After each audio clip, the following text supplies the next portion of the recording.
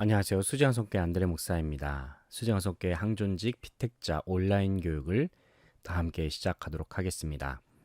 우리 수지양속계는 많은 충성된 일꾼들이 있습니다. 그 충성된 일꾼들 중에 항존직을 감당하는 분들을 교회의 지도자라고도 할 수 있습니다. 교회 지도자들은 교회의 분위기를 만들어 나가고 또 교회의 성장에 매우 중요한 역할을 합니다. 그래서 항존직 일꾼을 선출하는 일은 우리 교회에 있어서는 매우 중요한 일이기도 합니다.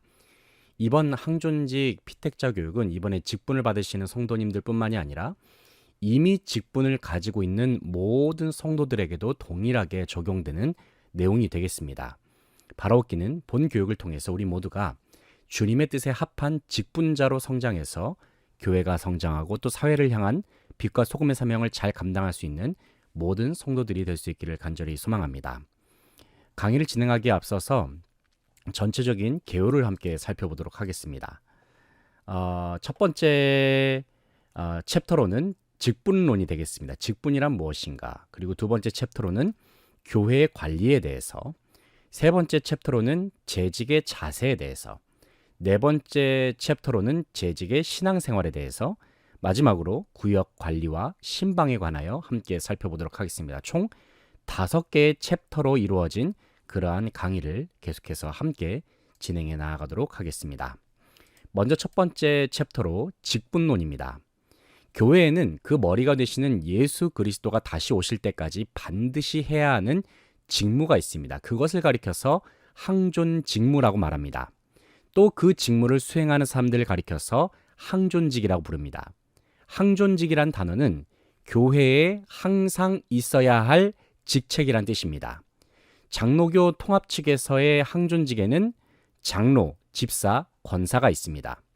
본 단원에서는 먼저 항존직에 대한 이해를 다루면서 각 항존직의 직무를 숙지함으로써 임직 후에 봉사의 일을 하고 그리스도의 몸된 교회를 잘 세워 나아갈 수 있는 그러한 내용들을 준비했습니다. 이어서 항존직에는 기본 원리가 있는데 그것은 바로 청지기론입니다. 청지기에 대한 이론을 함께 배우면서 우리가 항존직으로서 어떠한 생각을 가지고 어떠한 마음을 품고 교회를 섬기고 하나님을 섬겨야 하는지 함께 생각해 보도록 하겠습니다. 청지기, 우리가 자연 만물뿐만이 아니라 교회의 일꾼들, 모든 성도들, 사실 이 세상 천지 모든 만물들이 다 하나님의 소유들이죠. 이러한 생각을 우리가 경고히 하게 될 때에 우리는 하나님께서 기뻐하시는 충성된 직분자의 삶을 살 수 있을 것입니다. 우리가 항존직, 항상 있는 직분이라고 말씀을 드렸죠. 항존직에 대해서 살펴볼 텐데 항존직에 대해서 어떤 사람들이 이렇게 생각하는 경우가 있습니다. 항존직은 어떤 사람이 받은 직분이 영원하다는 뜻에서 종신직이라고 생각하는 경우가 많이 있는데 항존직은 그러한 의미가 아닙니다. 항존직은 지상교회에 있어서 그 직이 영원하다는 뜻입니다. 다시 말해서 이 직분들은 지상교회가 주님 오시는 그날까지 계속해서 감당해야 하는 일들과 관련이 되어 있습니다. 그렇기 때문에 설교, 다스리는 일, 약한 자를 섬기는 일, 또 이 교회에서 하는 모든 봉사의 사역들이 교회가 주님 오시는 그날까지 항상 하고 있는 직무여야 한다. 이것이 바로 항존직의 의미가 되겠습니다. 이런 의미에서 목사, 장로, 집사, 권사직은 항상 있는 직분인 것이지, 그러니까 주님 다시 오시는 그날까지 항상 있는 직분인 것이지 종신직이 아니라는 것입니다. 이 점을 오해해가지고 우리가 임직식을 하고 난 이후에 이제 나는 항존직이 되었네 라고 생각하면서 영적인 긴장감 없이 신앙생활을 하는 경우가 종종 있습니다. 그러나 항존직에 세움을 받은 성도들은 스스로가 교회에서 맡겨준 그 일이, 하나님께서 맡겨주신 그 일에 자신이 늘 충성하고 있는지를 늘 생각해야 합니다. 그리고 그 직책을 통해서 교회에 덕이 되고 있는가, 또 하나님께 영광이 되고 있는가를 늘 기억하면서 애쓰고 힘쓸 수 있어야 합니다. 교회의 모든 직분은 하나님을 섬기고 또 교회를 섬기기 위하여 세움을 받는 것입니다. 하나님께서는 특별히 개교회, 그러니까 각각의 교회를 담임하는 목회자에게 맡겨주셨죠. 교회를 맡겨주셨습니다. 하나님께서는 목회자에게. 그래서 담임 목사라는 그러한 표현이 있지 않습니까? 담임 목사님 외의 모든 직분들은 모두 다 하나님께서 교회를 맡겨주신 담임 교육자를 돕는 조력자들이고 협력자라는 사실을 우리는 늘 기억해야 합니다. 그러므로 모든 직분자들은 자기가 받은 직분이 하나님께로부터 받았다는 사명감을 가지고 열심히 기도하고 능력을 받고 겸손히 섬김으로써 교회 안에서 성도들에게 본이 될 수 있어야 합니다. 특별히 예배에 참석에 본이 되어야 하고 말과 행동에 본이 되어야 합니다. 그리고 하나님께는 영광을 돌려드리고 사람들에게는 덕을 세우는 일을 최선을 다하는 것이 바로 항존직의 중요한 일이라고 할 수가 있겠습니다. 교회 직분에는 항존직과 임시직이 있습니다. 여기서 항존직이라는 것은 안수하여 임직받는 직분으로서 목사, 장로, 집사, 권사를 가리킵니다. 물론 권사는 다른 교단에서는 항존직에 포함되지 않기도 하지만은 우리 통합교단에서 장로교 통합교단에서는 권사를 항존직에 포함시키고 있습니다. 임시직은 안수하지 않고 세우는 직분으로서 전도사, 서리집사 등이 있습니다. 여기서 성경상에 나타난 교회의 직분은 장로와 집사가 있습니다. 감독도 있지만은 일단은 우리가 항존 직분 중에서는 장로와 집사가 성경상에 나타나는 교회 직책에 해당이 됩니다. 권사는 역사가 흐름에 따라서 교회의 필요에 따라 생겨난 직분이 되겠습니다. 그렇기 때문에 교회의 조직이나 직제는 시대와 교회의 범위에 따라서 변하기도 하고 현실에 알맞도록 편성되기도 하는 것이 바로 자연스러운 그동안의 흐름이었다라고 이해하시면 되겠습니다. 첫 번째로 우리가 항존직 중에서 장로에 관해서 함께 살펴보겠습니다.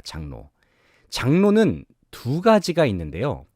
설교권과 치리권을 가지는 목사가 있고요. 목사도 역시 장로에 포함이 됩니다. 그래서 목사 장로가 있고 치리권만 가지는 장로가 있습니다. 그래서 먼저 목사의 직무를 살펴볼 텐데요. 헌법을 보게 되면은 목사는 하나님의 말씀으로 교훈하며 성례를 거행하고 교인을 축복하며 장로와 협력하여 치리권을 행사한다라고 되어 있습니다. 예컨대 목사는 교육, 성례, 축복, 치리를 하는 사람이다라는 뜻입니다. 목사의 행정적인 직무로는 당회장, 재직회장이 있으며 이는 목사가 교회의 조직의 총책임자가 된다는 것을 의미합니다. 또한 목사는 목회자죠. 목회자는 교인의 신령상의 문제를 총책임지는 사람입니다. 그러므로 기도하고 신방하고 설교를 준비하고 언제나 공부하는 일을 게을리해서는 안 되겠죠. 그리고 예배와 성례 축복하는 일을 정성을 다해서 하는 직책이 바로 목사의 직무가 되겠습니다. 다음으로는 장로의 직무에 대해서 함께 살펴볼 텐데요. 헌법에는 장로의 직무가 장로는 교회의 택함을 받고 치리회원이 되어서 목사와 협력하여 행정과 권징을 관리하며 교회의 신령상 관계를 살피며 교인들이 교리를 오해하거나 도덕적으로 부패하지 않도록 권면하며 회개하지 않는 자가 있으면 당회에 보고한다라고 나와 있습니다. 이 중에서 핵심이 되는 임무는 바로 목사와 협력하여서 행정과 권징을 관리한다입니다. 요컨대 장로의 직무의 가장 중요한 것은 교회의 행정과 권징에 있어서 목사와 협력하는 것입니다. 무슨 일을 하든지 협력자가 빠져버리면 문제가 될 수 있습니다. 교회의 조직은 어떤 면에서 보면은 피라미드식으로 되어 있어서 총지휘자는 하나이지만 협력하는 참모는 여러 사람들이 있습니다. 다시 말해서 모든 것을 독단적으로 하지 않고 협력해서 의논한 결과를 책임자가 집행할 수 있도록 되어 있는 구조가 교회의 조직의 모습입니다. 따라서 장로의 직무는 목사와 협력하는 일이라는 사실을 늘 기억할 수 있어야 합니다. 두 번째로는 우리가 집사의 직무에 대해서 함께 생각해 보겠습니다. 집사. 헌법에는 집사의 직무를 가리켜서 교회의 택함을 받고 재직회의 회원이 되어 교회를 봉사하고 봉사가 있죠. 헌금을 수납하며 구제에 관한 일을 한다라고 되어 있습니다. 한마디로 말해서 집사는 봉사와 교회의 사업적인 면을 집행하는 직무를 가지고 있다는 것입니다. 그러므로 집사는 사도행전 6장에서 말씀한 대로 성령과 지혜가 충만하고 칭찬을 듣는 사람이어야 합니다. 특별히 집사의 직무를 잘 감당하기 위해서는 구체적으로 다음과 같은 일에 유의를 해야 합니다. 첫째는 목사의 좋은 협력자가 되어야 합니다. 둘째는 교인들의 모범자가 되어야 합니다. 셋째는 교회 재정의 좋은 관리자가 되어야 합니다. 넷째는 교인의 좋은 상담자가 되어야 합니다. 집사의 아름다운 헌신은 교회와 목회자에게 큰 힘이 되고 교회 발전에 큰 원동력이 됩니다. 셋째로는 권사 직분에 관해서 함께 살펴보겠습니다.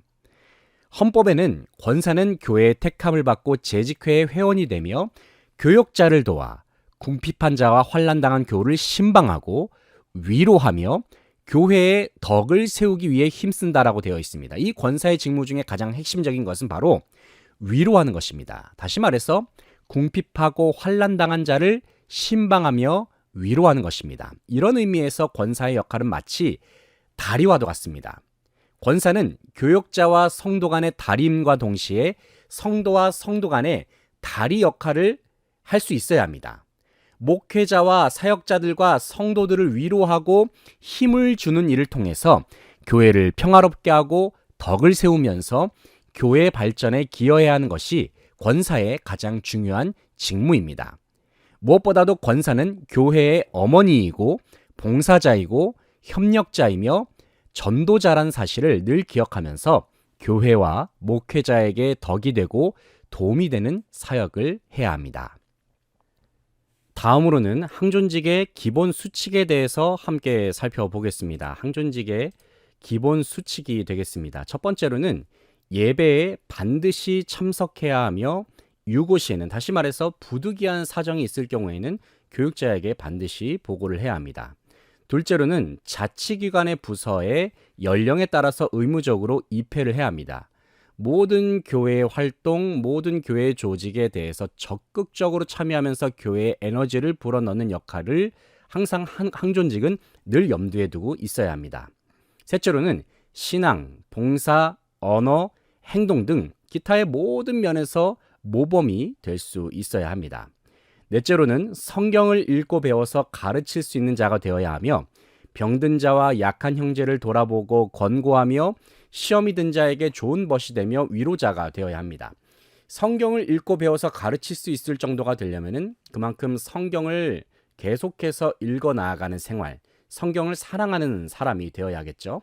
그리고 병든 자와 약한 형제를 돌아본다. 결국에는 우리가 병든 교우들, 병원에 입원한 교우들을 우리가 잘 돌아보면서 그들을 위로하고 기도할 수 있는 사명을 항존직은 늘 기억할 수 있어야 될 것입니다. 다섯 번째로는 누구나 11조헌금을 의무적으로 자원해서 해야 하며 모든 헌금에 솔선수범을 해야 합니다. 여기서 11조헌금은 단순히 우리가 가진 소유물에서 10%를 떼어서 하나님 앞에 드린다는 의미가 아닙니다. 11조헌금은 나에게 주어진 모든 소유물들을 다 하나님께서 나에게 주셨습니다.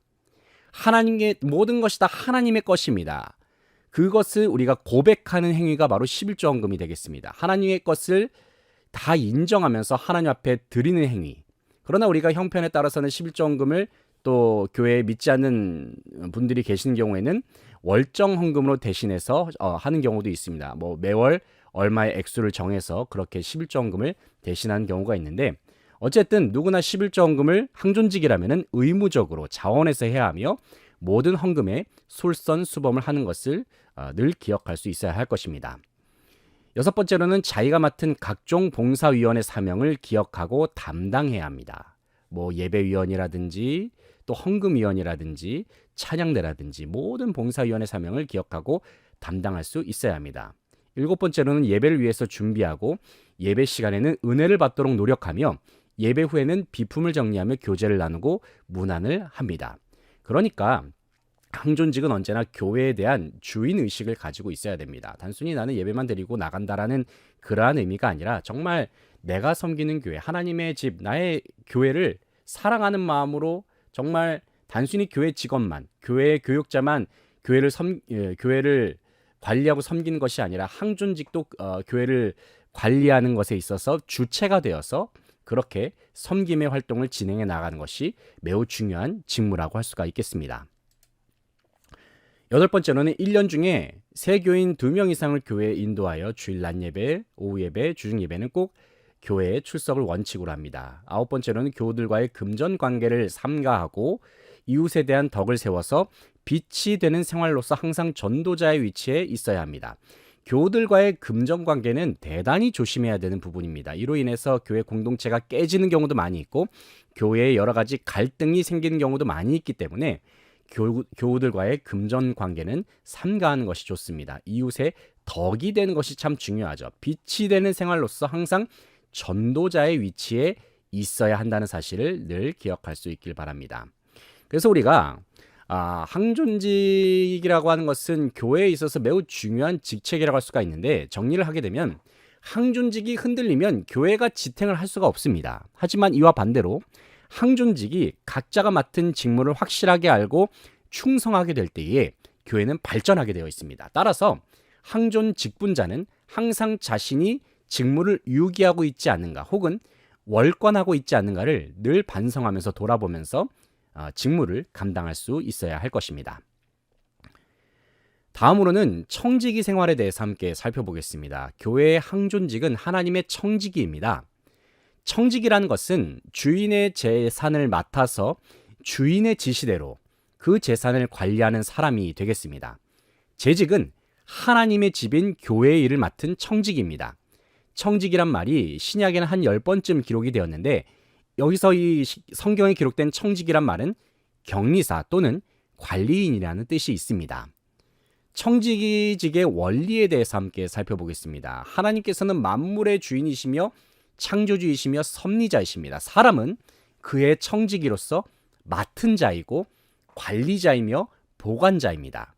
하나님은 최상의 주권자로서 사람을 신실한 청지기로 삼으셨기 때문에 사람은 주인을 위해서 충성을 다해 일해야 합니다. 다음으로는 청지기직의 정신에 대해서 함께 살펴보겠습니다. 청지기가 개인 생활이나 교회 생활에서 그 직책을 잘 감당하기 위해서는 청지기직에 대한 철저한 정신이 요구됩니다. 청지기는 하나님을 향한 사랑의 정신과 하나님의 요구에 대한 순종의 정신이 매우 중요하다고 할 수가 있겠습니다. 먼저 청지기직에는 어떠한 정신이 있어야 되는가? 가장 먼저는 감사의 정신이 있어야 합니다. 청지기직은 하나님의 사랑에 대한 감사의 표현으로 시작되어야 하는데요.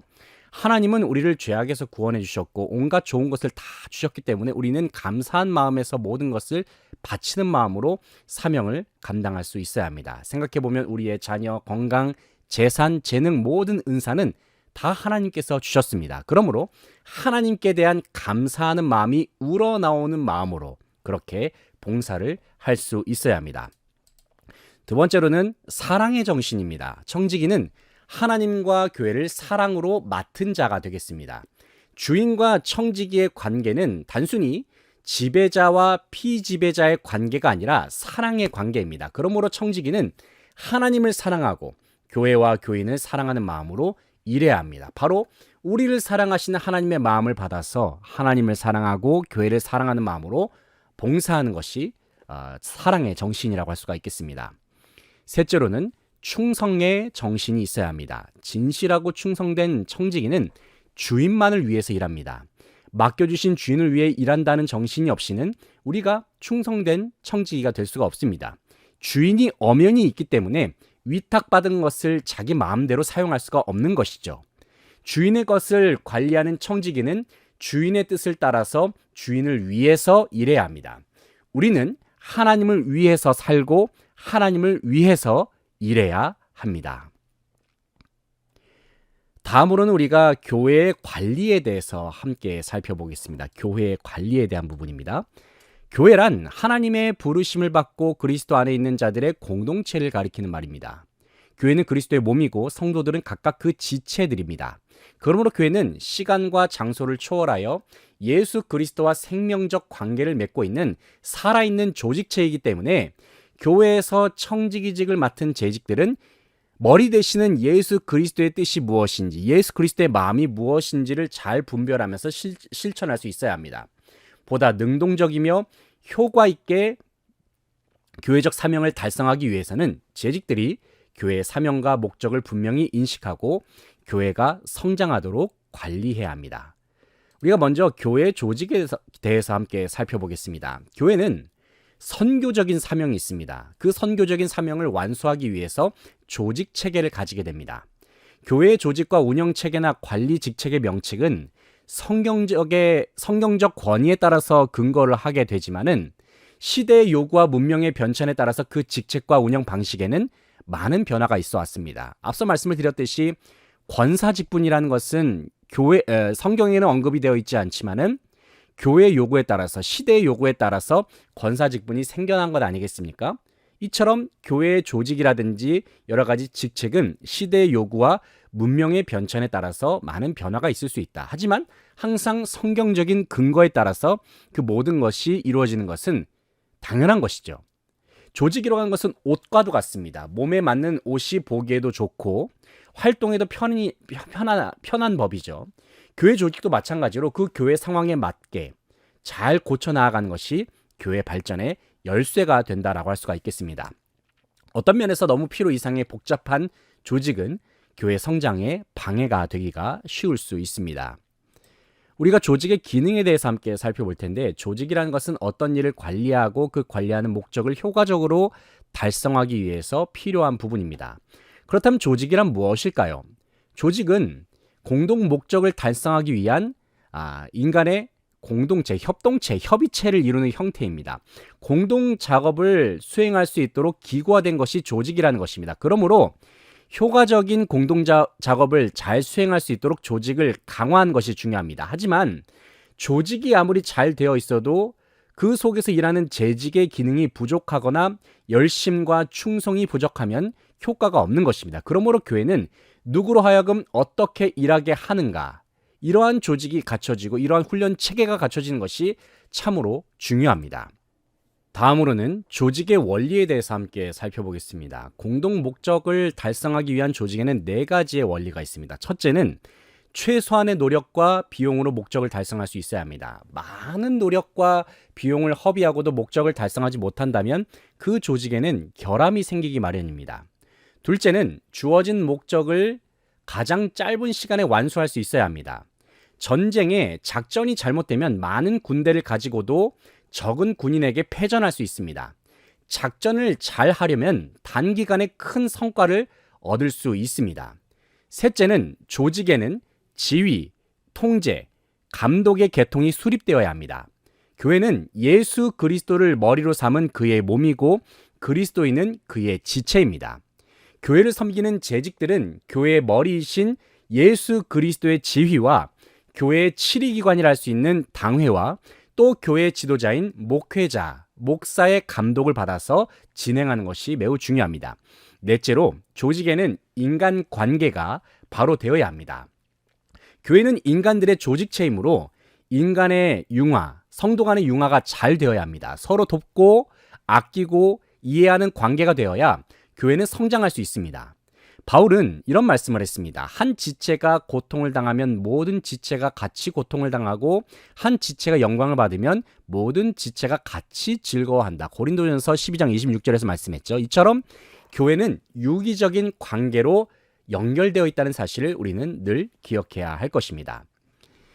다음으로는 교회 조직의 실제가 되겠습니다. 오늘날의 교회는 어떻게 조직이 되어 있는가? 교회가 여러 세기의 역사를 거치는 동안에 그 조직과 운영 방식이 변화되어서 종교개혁 이후의 모든 교회의 조직과 운영에 유사성과 다양성을 지니게 되었습니다. 여기에 장로교회의 조직은 어떻게 구성이 되어 있는지를 함께 살펴볼 텐데요.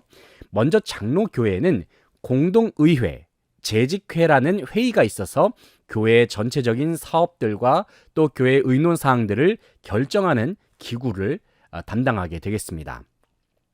첫 번째로는 공동의회입니다. 공동의회는 교회의 최고의 의결 기관입니다. 그래서 정기회가 있고 임시회가 있습니다. 우리가 항존직이라면 이 정도의 사항에 대해서는 우리가 상식적으로 알고 있는 것이 좋기 때문에 소개를 해드리고자 합니다. 공동의회는 그 교회의 무흠 세례교인을 회원으로 조직하여 다음과 같은 사항을 결의하게 됩니다. 첫째로는 당회에서 제시한 사항, 둘째로는 교회의 예산 및 결산, 셋째로는 교회 직원의 선거, 넷째는 상회가 지시한 사항이 되겠습니다. 공동의회에서 장로, 집사, 권사의 선거와 목사의 청빙을 위한 투표를 진행할 수 있습니다. 공동의회는 당회 결의로 당회장이 소집하되 일시 장소 안건을 일주일 전에 교회에 미리 고지를 하게 됩니다. 명시된 사항이 아닌 것은 다수결로 결정을 하게 됩니다. 공동의회 회장은 당회장이 되고 서기는 당회 서기가 겸하게 됩니다. 공동의회의 결의는 교회 전체에 관계되는 중요한 일들이기 때문에 성도들은 책임 있게 출석하고 결의는 신중하게 하되 일단 결정된 사항은 순종하는 마음을 우리가 가질 수 있어야 할 것입니다. 둘째로는 재직회에 대해서 함께 살펴보겠습니다. 재직회입니다. 재직회는 목사, 장로, 안수집사, 권사, 서리집사, 전도사를 회원으로 조직이 됩니다. 회장은 당회장이 되고 서기회계 등은 회에서 진행합니다. 회에서 이제 선택을 하게 되죠. 재직회는 공동의회에서 결의한 예산의 집행과 수입, 지출, 예산, 구제비의 수입과 지출 및 특별 헌금의 취급과 그 밖의 교회의 일들을 의논하게 됩니다. 재직회의 소집은 회장이 하고요. 재직 과반수가 소집을 요청할 때에도 소집할 수가 있지만 교회마다 보통 한 달에 한 번씩 모여서 교회 일을 의논하게 됩니다. 재직회는 그 직무를 수행하기 위해서 각 부서를 두어 사업을 계획하고 추진한다고 할 수가 있겠습니다. 한마디로 말해서 재직회라는 회의는 공동의회에서 결정된 사업들에 대한 구체적인 시행 방안이라든지 예산 혹은 진행 방향을 함께 의논하는 그러한 기구가 되겠습니다. 교회에는 크게 세 가지의 치리회가 있는데요.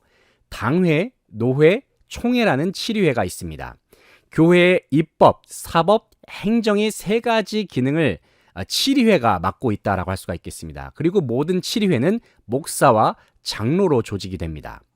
장로의 정치의 기본 치리회는 바로 당회입니다. 그러나 교회를 설립하거나 당회를 조직하는 권한은 그 상회라 할 수 있는 노회에 있습니다.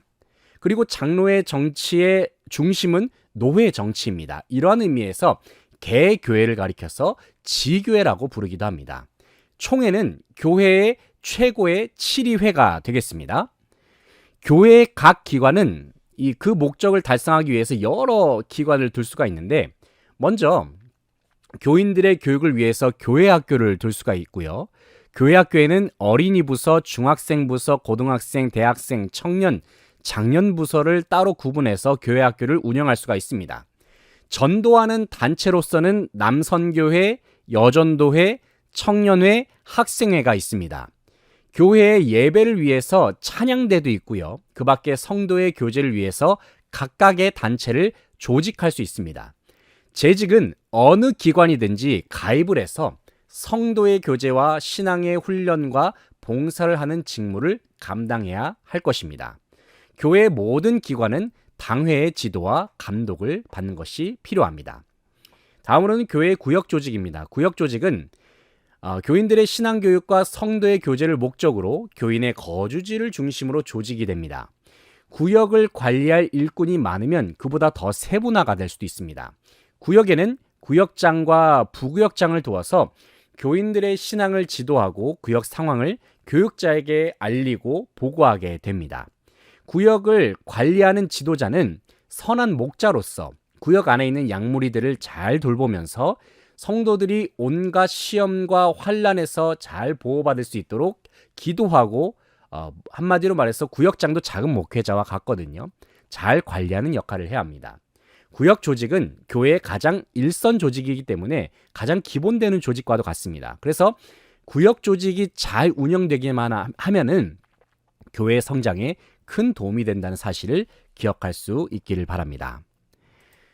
다음으로는 교회의 목적에 대해서 함께 살펴보겠습니다.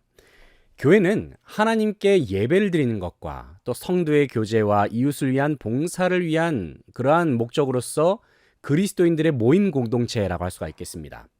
교회는 먼저 하나님과 신비적 교제를 가지는 예배가 있고 성도들 사이에 은혜의 떡을 나누면서 함께 기도함으로 믿음을 지켜나아가는 코이노니아, 다시 말해서 성도의 교제가 있습니다. 그리고 성도가 가정에서 또 사회에서 직장에서 이웃에서 어떠한 마음으로 어떻게 교제하는가에 관한 봉사가 교회 공동체 안에 있습니다.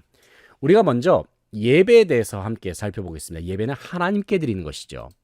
예배의 본질은 예배는 예수 그리스도를 통하여 하나님과 교제하고 만나는 시간이라고 할 수가 있는데, 그러므로 교회의 예배는 살아계신 하나님과의 인격적인 교제를 가지면서 마음과 뜻과 힘을 다해서 영과 진리로 드려야 합니다. 교회에서 행하는 모든 예배 속에 하나님은 임재하십니다. 이미 임재해 계시죠. 그의 백성인 성도들과 교제하고 만나는 것을 하나님께서는 기뻐하십니다. 바로 예배 가운데 임재하시는 하나님께 봉사하는 일, 바로 그것이 바로 우리의 예배라고 할 수가 있겠습니다. 우리의 예배의 대상은 누구십니까? 바로 예배의 대상은 하나님이십니다. 예배의 대상이신 하나님은 창조주 하나님이시며 아버지 하나님이십니다.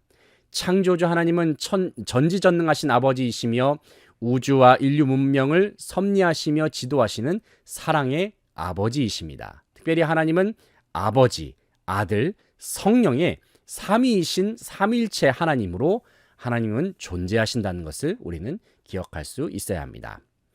셋째로는 예배의 목적입니다. 예배의 목적은 하나님께 영광을 돌리기 위함에 있습니다. 그렇다면 하나님의 영광을 우리는 어떻게 돌려야 합니까?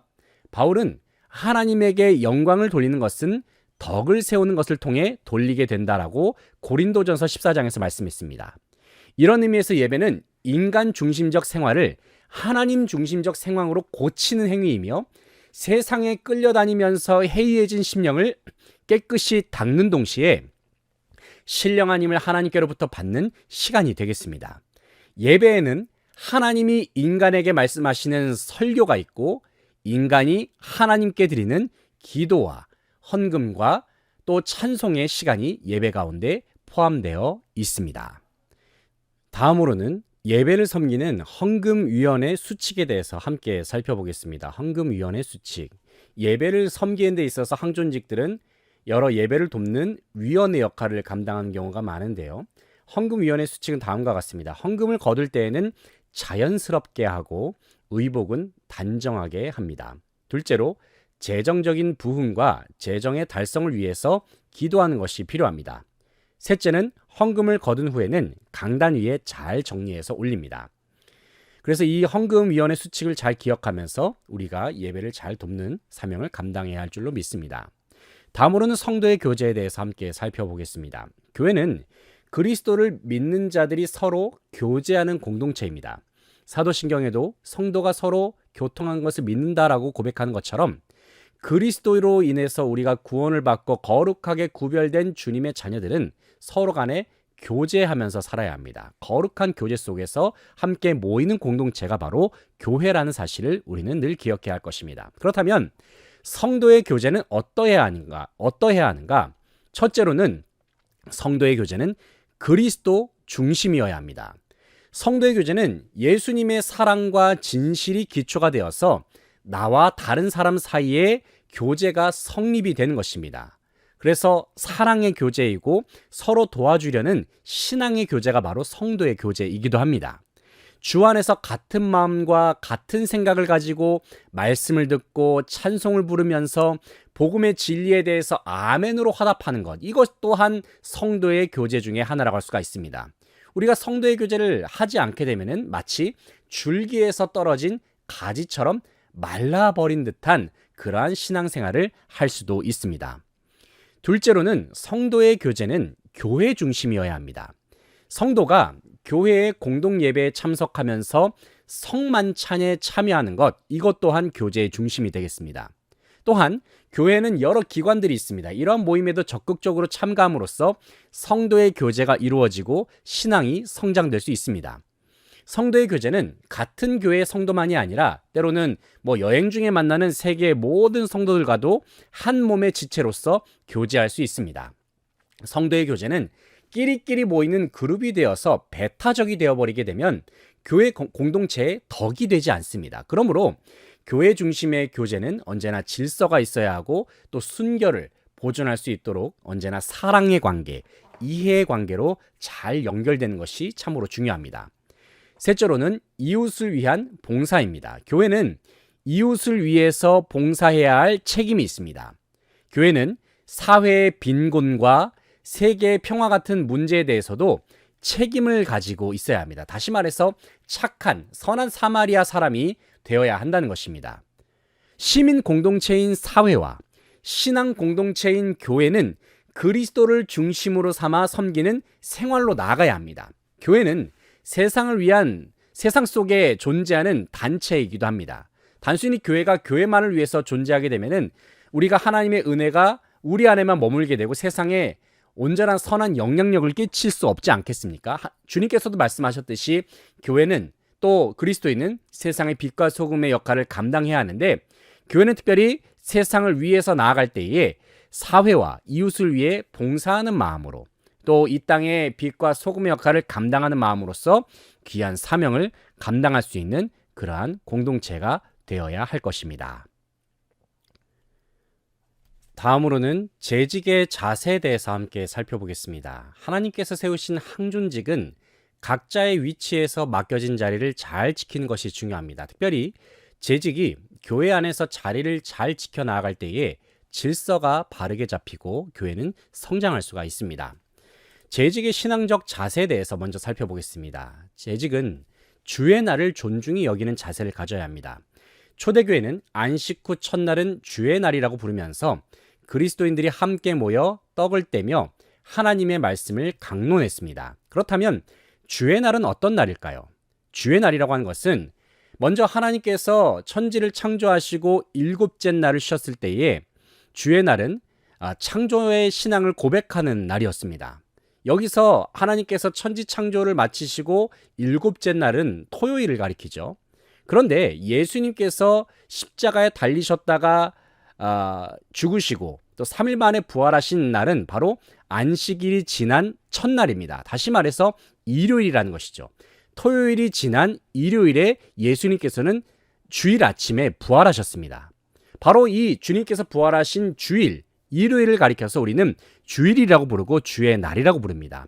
여기서 이 주의 날은 부활 신앙을 고백하는 날이고 주의 날은 영원한 안식의 그림자로 주신 날이기 때문에 우리의 안식 신앙을 고백하는 날이기도 합니다. 그래서 우리는 제7 안식교나 또 하나님의 교회와 같은 곳에서 토요일에 예배를 드려야 된다라는 그러한 주장에 대해서 우리는 결코 귀담아 들을 필요가 없는 것입니다. 우리가 이것에 대한 의미를 바르게 정립하고 있어야 이단들이 말하는 그러한 주장에 대해서도 우리가 휩쓸리지 않을 수 있는 것이죠. 주님의 부활은 천지 창조보다도 더 중요한 의미를 우리에게 주었기 때문에 일요일, 주의 날, 주일 또는 성일이라고 부르면서 우리는 기쁨과 감사와 축복으로 그렇게 지키는 날이 주의 날이라고 할 수가 있겠습니다. 이런 의미에서 주의 날은 예배의 날입니다. 주의 날은 하나님께 예배드리는 날이며 부활하신 예수님께서 지금 이곳에 계신다는 확신과 기쁨을 드러내는 날이 되겠습니다. 단순히 주의 날은 휴식의 날만을 의미하지 않습니다. 하나님께 예배를 드리기 위해서 거룩하게 구별된 날입니다. 주의 날을 존중하게 여기질 않거나 우리가 주일에 예배를 드리지 않는 그러한 재직이 되어버리게 되면은 우리는 그리스도의 증인으로서 자격이 없는 것이죠. 그래서 안식일을 기억하면서 거룩하게 지키라는 주님의 날, 주일은 바로 예배의 날이다라는 사실을 기억할 수 있길 바랍니다. 둘째로 주의 날은 선행의 날입니다. 예수님께서는 안식일은 사람을 위하여 있는 것이 아니요 사람이 안식일을 위하여 있는 것이 아니라 안식일에 선을 행하는 것이 옳다고 말씀하셨습니다. 주의 날은 선행의 날이 되어야 합니다. 재직들은 주의 날에 슬픔에 잠겨 있는 자, 병에 신음하는 자, 실패한 자, 옥에 갇혀 있는 자를 방문하는 일을 감당해야 합니다. 주일에 주의 영광을 위해서 그리스도의 정신으로 하는 선행은 가장 효과 있고도 보람 있는 일이 될 것입니다. 그렇다면 우리는 주의 날을 어떻게 지켜야 할까요? 주의 날은 하나님께 예배를 드리면서 이웃을 위해서 선행을 하는 날이기 때문에 개인적인 모든 일을 스스로 쉬고 육신의 사업을 정돈하면서 예배에 지장이 없도록 해야 합니다. 첫째로 주의 날은 거룩하게 지켜야 합니다. 주의 날에는 세상 일에서 떠나서 쉬면서 일체 오락에서 떠나야 합니다.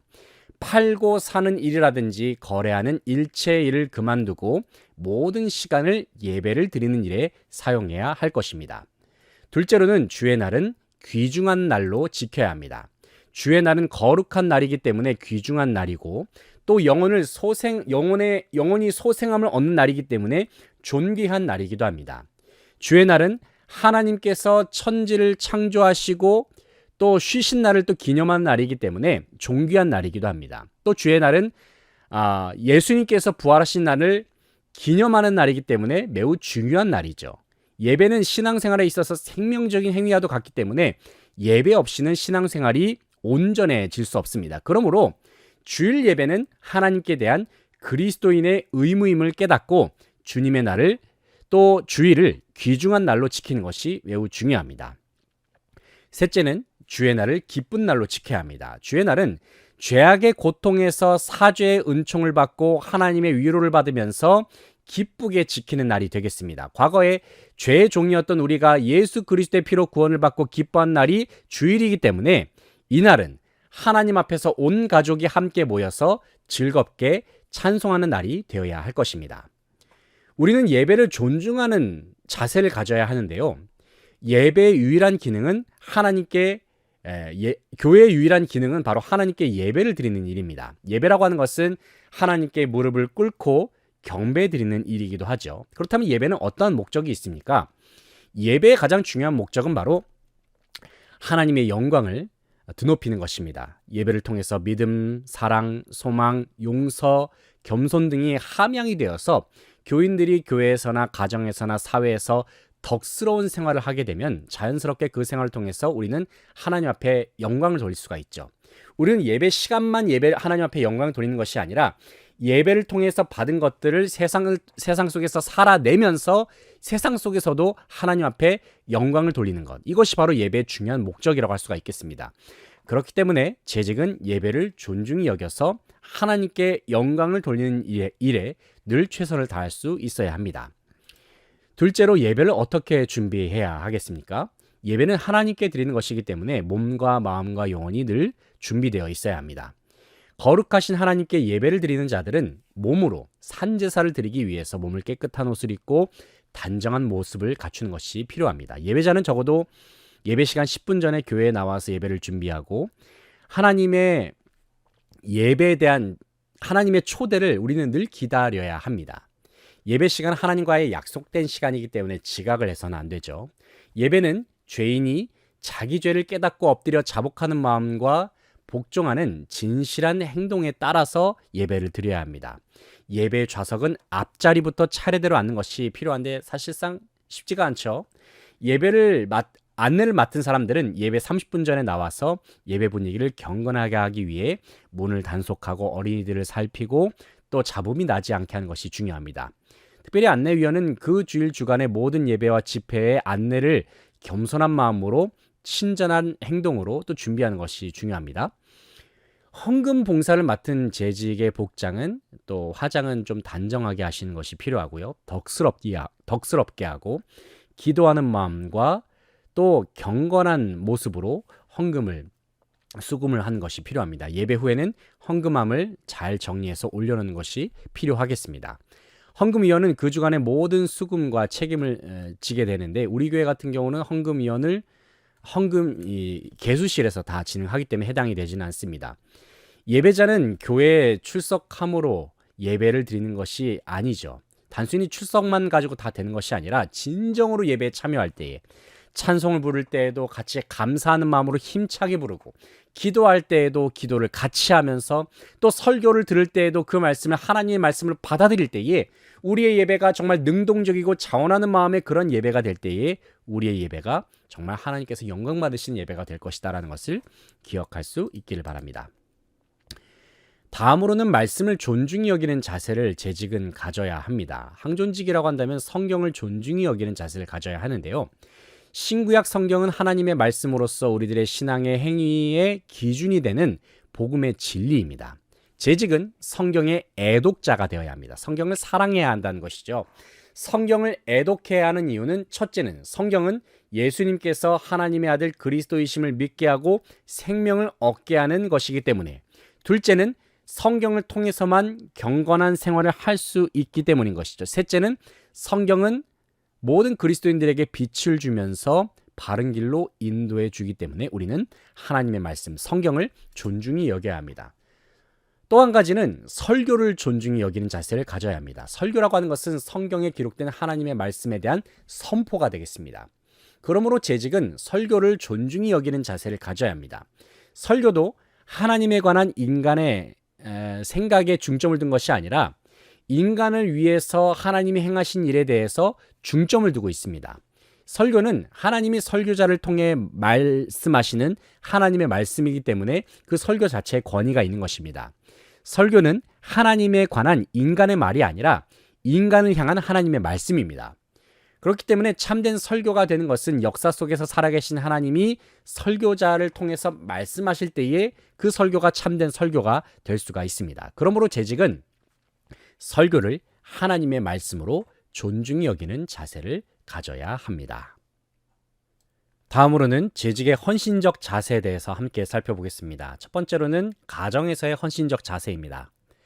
그리스도인의 가정은 예배와 기도를 드리는 공동체로서 하나님을 섬기며 이웃을 사랑하며 개인 신앙의 훈련장이 되어야 합니다. 교회의 재직은 하나님 앞에서 신앙을 고백한 한 명의 개인인 동시에 가정의 한 구성원으로서 자기 가족 전체가 그리스도를 중심으로 한 생활을 할 수 있도록 힘쓸 책임이 있습니다. 둘째로는 교회에서의 헌신적 자세입니다. 교회는 하나님의 부르심을 받고 그리스도 안에 있는 자들의 집단이 되겠습니다. 교회는 성도가 하나님과 신비적 교제를 가지고 성도들 간에도 사랑의 친교를 가지고 은혜를 나누면서 믿음을 지켜나가는 공동체입니다. 성경에서는 교회를 그리스도의 몸이라고 했는데, 교회는 성도들이 항상 주 예수 그리스도와 생명적 관계를 맺고 있는 유기적인 살아있는 공동체와도 같다라고 할 수가 있겠습니다. 따라서 교회에서 선택받은 직분자들은, 또 항존직들은 교회를 위해서 헌신적으로 봉사할 책임이 있습니다.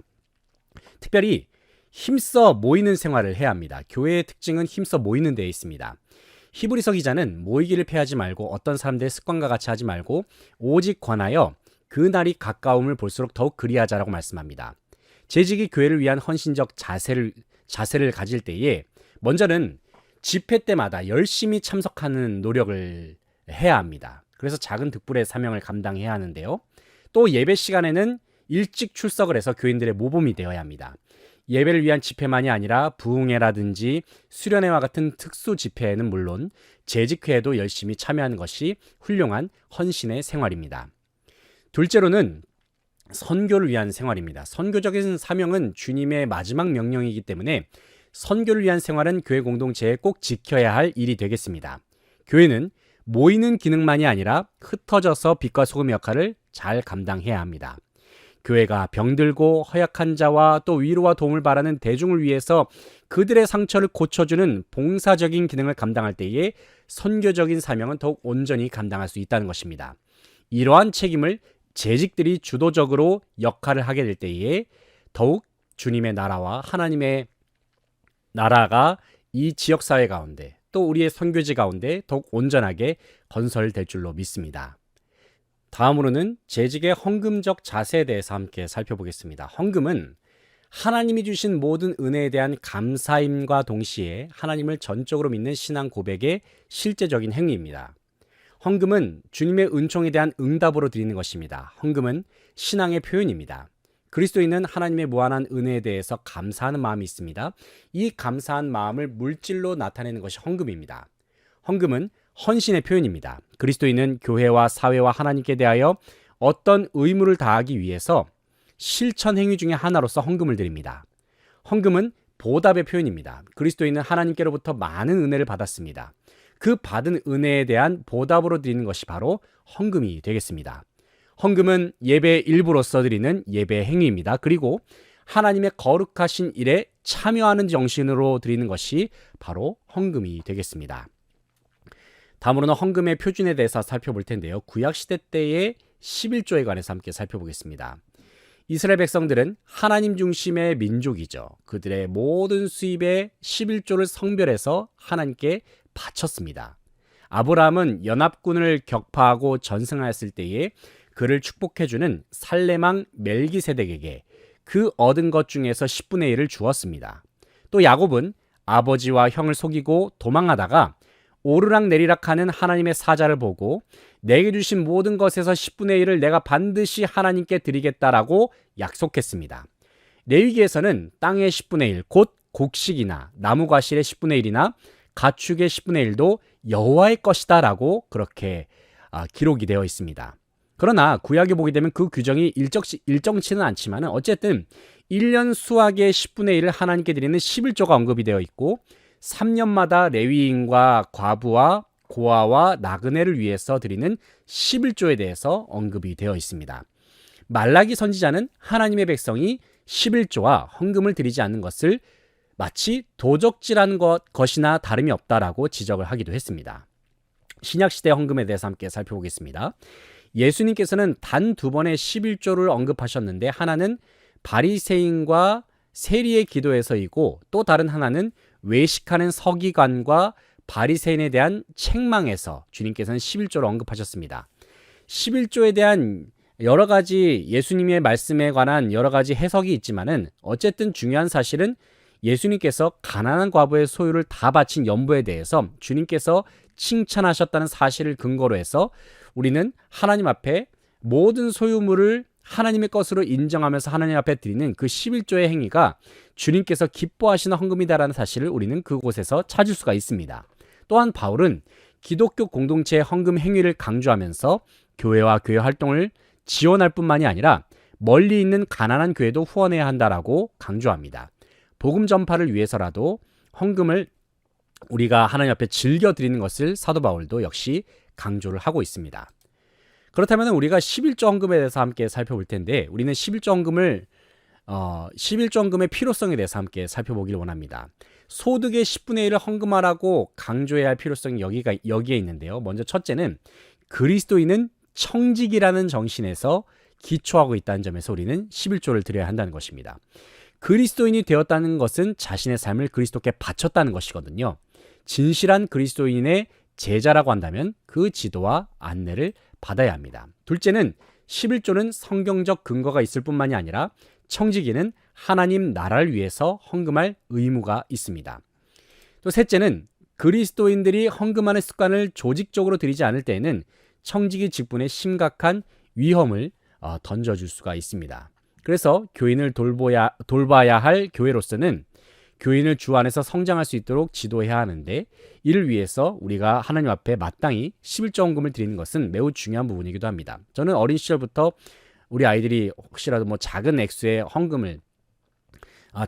용돈을 받는다 할지라도 어린 시절에 그 작은 액수의 11조를 반드시 하나님 앞에 드리라는 그러한 교육을 계속해서 하고 있거든요.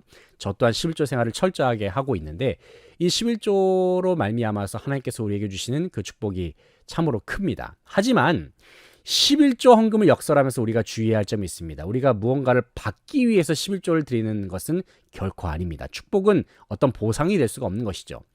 또 금전의 11조만이 제일 중요한 게 아닙니다. 청지기는 11조를 내므로써 나는 그냥 물질적인 11조를 다함으로써 모든 사명을 다했다라고 생각해서는 안 되는 것이죠. 재능의 11조도 있고 시간의 11조도 있고 우리가 가진 노력에 대한 11조도 있습니다. 그만큼 우리가 최선을 다해서 헌신하는 노력이 우리 모든 항존직 가운데 있어야 한다는 것입니다. 자, 우리가 재직으로서 항존직으로서 헌금의 관리에 대해서도 함께 알 필요가 있습니다. 바울은 맡은 자에게 구할 것은 충성이니라 고린도전서 4장 2절에서 말씀했는데 교회 헌금을 맡은 관리자는 결코 불충성해서는 안 되는 것입니다. 가룟 유다는 돈을 맡아서 자기 유익을 위해 사용한 이 불의한 청직이었습니다. 우리가 늘 헌금을 관리할 때에도 하나님의 뜻대로 잘 관리할 필요가 있는데요.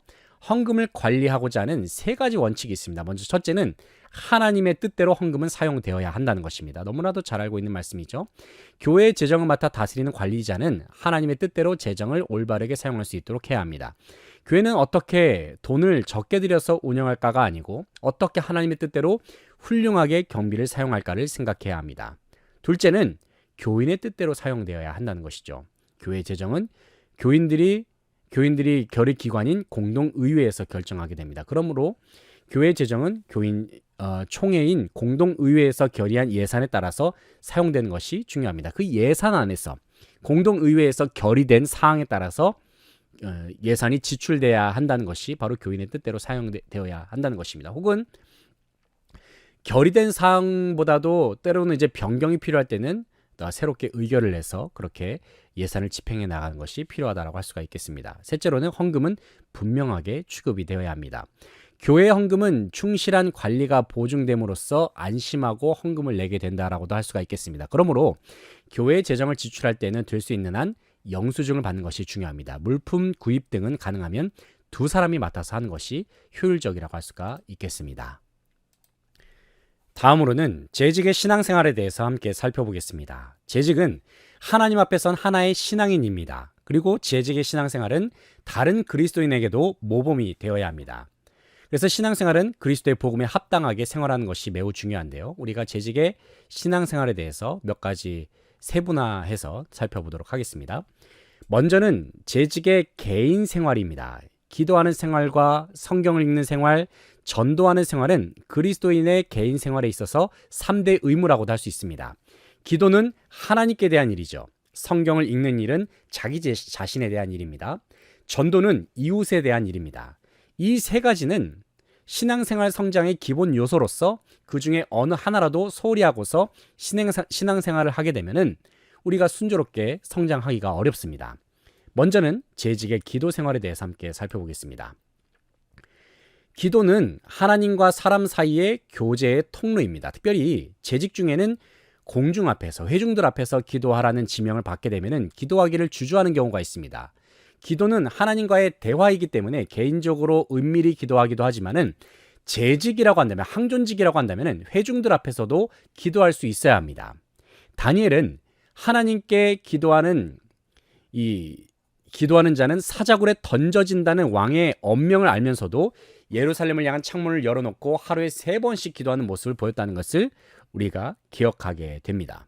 우리가 담대하게 회중들 앞에서, 사람들 앞에서도 얼마든지 기도할 수 있는 것, 그것이 단순히 형식적으로 되면 안 되겠지만은 우리가 재직으로서 기도하는 사명을 감당하는 것은 매우 중요하다고 할 수가 있겠습니다. 그렇다면 기도란 무엇일까요? 기도란 내가 믿는 살아계신 하나님과 가지는 하나의 대화입니다.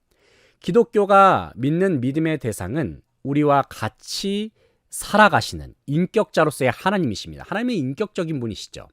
이러한 신을 믿는 성도들은 언제든지 하나님과 관계를 가지면서 교제를 하고 영적으로 대화를 하면서 지내야 합니다. 그러한 교제와 대화가 곧 기도라고 할 수가 있겠습니다. 기도는 하나님의 뜻이 무엇인가를 알아보기 위한 하나님에 대한 물음이요, 요청이요, 간구입니다. 때로는 하나님에 대한 강요와 억지 쓰는 것을 기도로 착각하는 사람들이 많습니다. 그러나 기도는 하나님의 뜻이 무엇이며 그 뜻이 이루어지도록 하는 것입니다.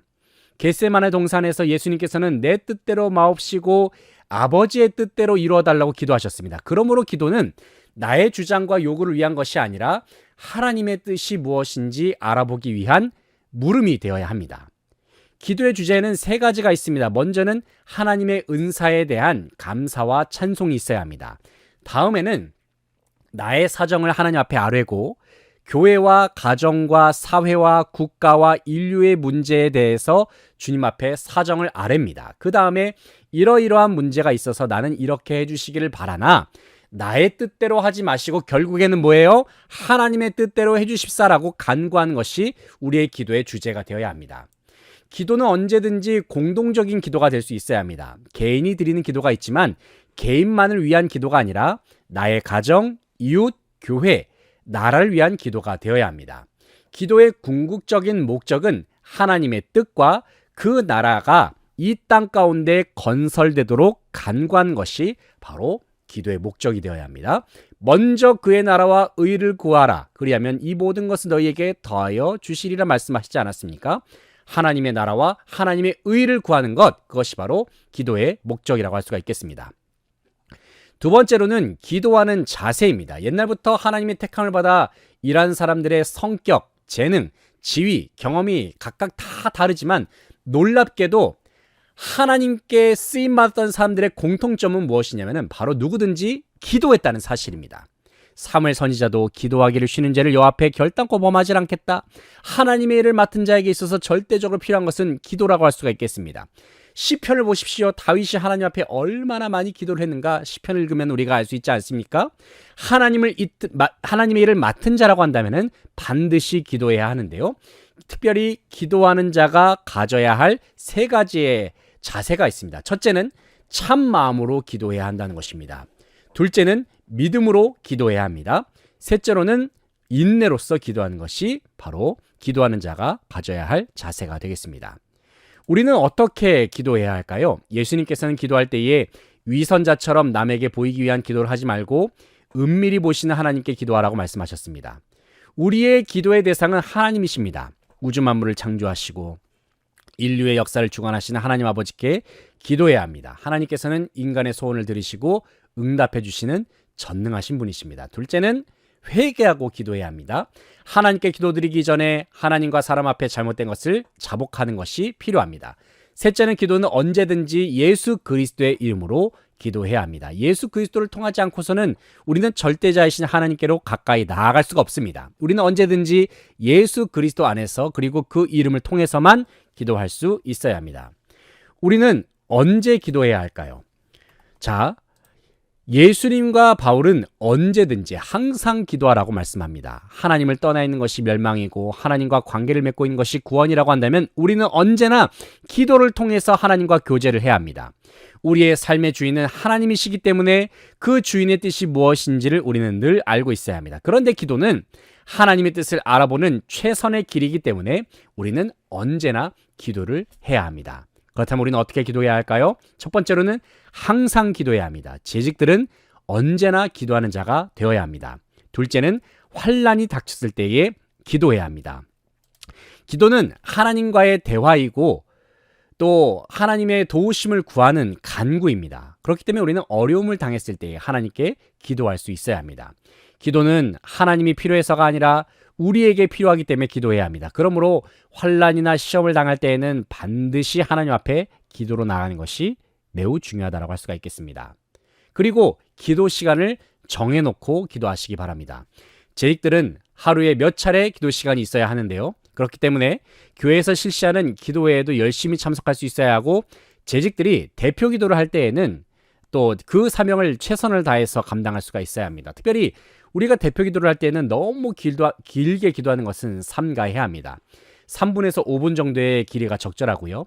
자기 혼자만의 기도이면 시간의 제약을 받지 않을 수 있겠지만은 공중 예배 때에 우리가 회중 예배 때에 기도할 때에는 너무 길지 않도록 주의하는 것이 필요합니다. 대표 기도자의 수칙에 대해서 몇 가지를 좀 살펴볼 텐데요. 우리가 대표 기도 담당자가 되었다면은 일주일 전부터 기도를 준비하면서 무장하는 것이 필요합니다. 교인을 대표해서 기도하기 때문에 모든 성도들의 공적인 기도가 될 수 있도록 합니다. 쉬운 언어를 사용하시고 간단 명료한 표현을 쓰시는 것이 좋습니다. 성경을 열거하는 식의 기도는 좋지 않습니다. 기도의 내용은 확실하게 해야 합니다. 예를 들면은 예배하는 성도를 위해서 교회의 부흥과 그달의 행사를 위해서 교회의 일꾼, 직원, 재직, 항존직, 교사와 기관들을 위해서 설교자를 위해서 그 내용을 구체적으로 기도할 필요가 있습니다. 그리고 예배 봉사자, 환자를 위해서 나라와 민족을 위해서 가능한 간단히 기도합니다. 기도의 순서에 우리가 만약에 순서가 정해졌는데도 아무 말씀도 없이 결석하게 되면 책망을 받을 수 있습니다. 기도자는 정장을 갖춰서 기도하는 것이 매우 중요합니다. 기도자가 급한 일로 기도를 못할 때에는 사전에 교육자에게 알려서 대처를 합니다. 질병이라든지 사고라든지 출타라든지 피치 못할 사정이 있을 때에는 교육자에게 알려주시기 바랍니다. 기도자의 기도는 3분 이내가 적당합니다. 기도의 끝은 예수님의 이름으로 기도하고 이제 아멘으로 끝을 맺게 됩니다. 이 외에도 우리가 대표 기도자에 대한 내용들을 제가 영상으로 제작해서 교회 홈페이지 유튜브에 올려놓았습니다. 검색해서 꼭 보시고 대표 기도를 작성한 것이 많이 어렵다라고 또 대표 기도를 하는 것이 많이 어렵다라고 얘기하시는 분들도 많이 계시는데 대표 기도자로서의 사명을 잘 감당할 수 있도록 그 영상들도 잘 보시면서 제가 정말 최선을 다해서 만들었거든요. 여러 개의 영상이 8개의 영상인가 있을 테니까 꾸준하게 보시면서 좋은 기도자로서 세워질 수 있도록 최선을 다해서 노력해 주시면 감사하겠습니다. 다음으로는 재직의 성경 읽는 생활에 대해서 함께 살펴보겠습니다. 신앙생활에 빼놓을 수 없는 일은 성경을 읽는 것입니다. 이것은 마치 사람이 쉬지 않고 숨 쉬고 하루 3번 음식을 먹음으로 성장하는 것처럼 신자는 성도들은 숨 쉬는 것 같은 기도와 음식과 같은 성경 읽기로 신앙이 성장한다는 사실을 늘 기억해야 합니다. 그렇다면 성경은 어떤 책일까요? 먼저 성경은 하나님의 말씀입니다. 성경은 기독교의 유일한 경전으로서 그리스도를 증거하는 살아계신 하나님의 말씀입니다. 성경은 하나님 자신이 자기 자신을 인류에게 계시하시고자 하여 진리를 가르치고 책망하고 의로 교육하기 위해서 주신 하나님의 말씀이 되겠습니다. 그러므로 모든 성경을 사랑하고 성경을 애독하는 독자가 우리는 되어야 합니다. 그리고 성경이 가르치는 대로 우리는 살아가야 합니다. 둘째로 성경은 그리스도를 증거하는 책입니다. 그래서 요한복음 5장 39절 말씀을 보면은 너희가 성경에서 영생을 얻는 줄 생각하고 성경을 상고하거니와 이 성경이 곧 내게 대하여 증거하는 것이로다라고 말씀합니다. 신구약의 66권은 모두 이 땅에 오셔서 십자가에 죽으시고 부활 승천하신 예수 그리스도를 증거하고 있다는 사실을 우리는 반드시 기억할 필요가 있습니다. 성경은 매일의 영의 양식이 됩니다. 우리들은 영의 양식을 위해서 매일 하나님의 말씀인 성경을 읽어야 합니다. 성경을 먹어야 합니다. 일주일분의 음식을 우리가 한 끼에 다 먹을 수 없는 것처럼 영의 양식도 한 번에 많이 먹는 것이 아니라 꾸준하게 매일같이 읽는 것이 중요합니다. 그렇다면 우리는 성경을 어떻게 읽어야 할까요? 성경을 읽는 사람은 성경의 본래의 목적대로 읽어야 합니다. 성경은 신앙의 책이기 때문에 성경에 의해서 신앙을 얻고 기르려는 목적으로 읽는 것이 필요합니다.